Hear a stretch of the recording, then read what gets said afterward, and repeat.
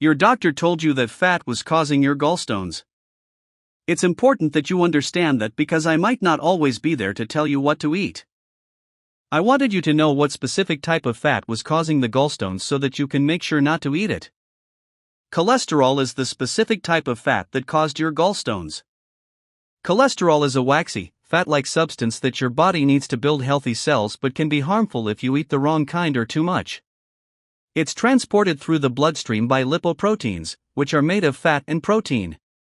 Too much bad cholesterol, or LDL, can lead to a buildup of fatty deposits in your arteries, increasing the risk of heart attack or stroke or, in your case, gallstones.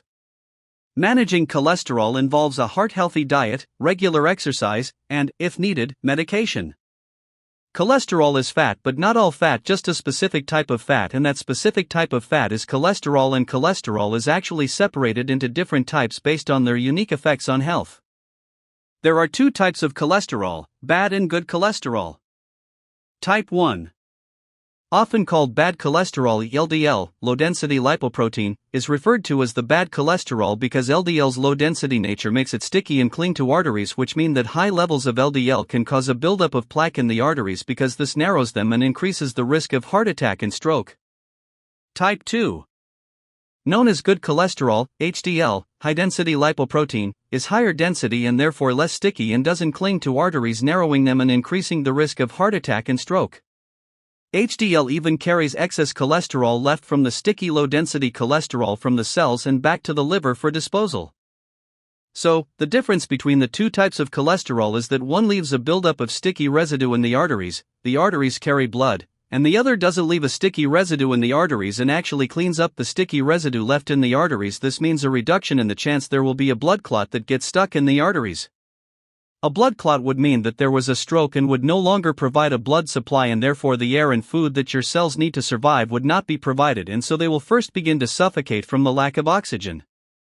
Elevated levels of cholesterol in the blood, especially when bound to low-density lipoprotein, LDL, often referred to as bad cholesterol, may increase the risk of cardiovascular disease or gallstones.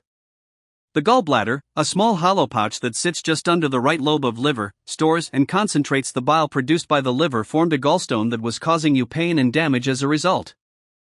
Eating fatty foods, particularly those high in saturated and trans fats, can lead to high cholesterol.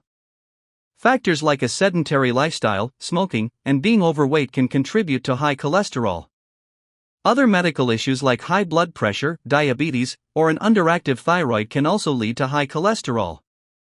So, the specific type of fat that was causing your gallstones is cholesterol. Cholesterol is distributed in body tissues, especially the brain and spinal cord, and in and obtained from animal fats and oils. Cholesterol is classified by biochemists as lipids, fats in the broader sense of the term. But, cholesterol is considered a sterol. Cholesterol is the principal sterol of all animals, while technically alcohols, sterols, are classified by biochemists as lipids, fats in the broader sense of the term. The most familiar type of animal sterol is cholesterol. Cholesterol is vital to the structure of the cell membrane. The cell membrane is the lipid bilayer that surrounds the cell. Lipids are fats.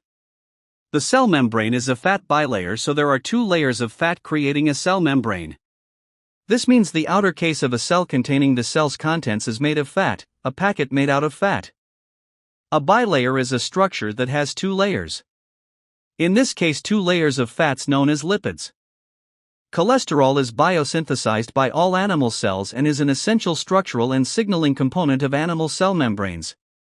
The liver's highly specialized tissue, consisting mostly of hepatocytes, regulates a wide variety of high-volume biochemical reactions. In vertebrates, hepatic cells typically produce the greatest amounts of cholesterol. In the brain, astrocytes produce cholesterol and transport it to neurons. It is absent among prokaryotes, bacteria and archaea, although there are some exceptions, such as mycoplasma, which require cholesterol for growth. Cholesterol also serves as a precursor for the biosynthesis of steroid hormones, bile acid, and vitamin D. The gallbladder, a small hollow pouch that sits just under the right lobe of liver, stores and concentrates the bile produced by the liver.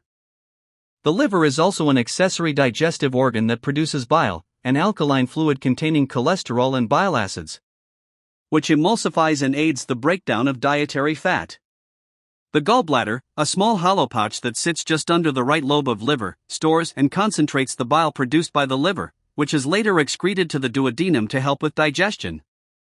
The liver's highly specialized tissue, consisting mostly of hepatocytes, regulates a wide variety of high-volume biochemical reactions, including the synthesis and breakdown of small and complex organic molecules, many of which are necessary for normal vital functions. Estimates regarding the organ's total number of functions vary, but is generally cited as being around 500. For this reason, the liver has sometimes been described as the body's chemical factory. Cholesterol also functions as a precursor to fat-soluble vitamins and steroid hormones like testosterone, among other things. Managing your cholesterol. Diet.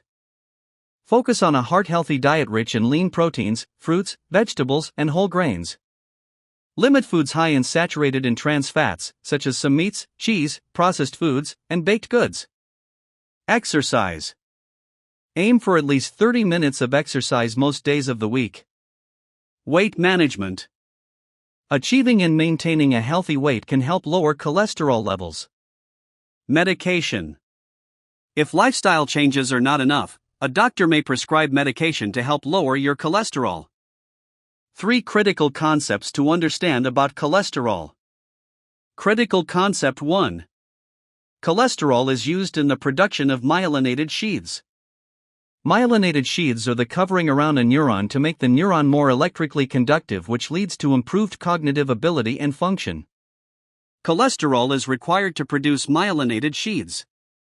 Therefore, a diet with literally zero cholesterol will lead to reduced cognitive ability and function as a result of myelinated sheaths failing to form or being damaged from improper nutrition. Regarding cholesterol. Critical concept 2. Cholesterol is used in the production of testosterone. Testosterone is the male sex hormone that results in the body masculinizing not just during puberty but throughout life, although this is particularly noticed during puberty. The male libido, which is their drive to have sex, is in part determined by the presence or absence of testosterone. So, failure to consume enough of the proper kind of cholesterol will result in a demasculinization effect or no movement along the spectrum of masculinity.